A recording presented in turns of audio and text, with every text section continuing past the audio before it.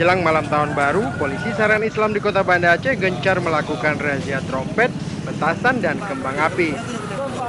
Razia yang dilakukan di kawasan Penayung Banda Aceh, petugas menyita belasan trompet dari salah seorang pedagang asal Medan, Sumatera Utara. Dari sejumlah trompet yang disita, sebuah trompet ditemukan terbuat dari kertas bertuliskan tulisan Arab yang menyerupai ayat Al-Quran. Petugas juga membawa sang pedagang trompet ke kantor polisi Syariat Islam Kota Banda Aceh untuk dimintai keterangan lebih lanjut. Kepala Seksi Operasi Dinas Syariat Islam dan Pamong Praja Kota Banda Aceh, Hardi Karni, mengatakan pihaknya akan menyelidiki asal trompet tersebut.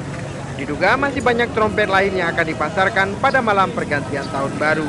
Iya Pak. Mohon maaf ya. Ini Al-Quran Mas. Al-Quran ini dibuat begini. Al-Quran. Jangan Pak, ya Pak. Ya, bukan apa-apa. Ya Pak. Merinding bulu saya Mas. Jangan begitu. Yang sudah kita temukan pada sore ini trompet yang berbalutan dengan ayat-ayat suci Al-Quran di dalam. Sudah kita temukan. Untuk sore ini ya. Pemerintah Kota Banda Aceh melarang warga melakukan perayaan malam pergantian tahun baru. Pemerintah juga meminta warga tidak melakukan kegiatan apapun yang bersifat hura-hura. Dari Banda Aceh, Mulyadi melaporkan untuk Aceh Video.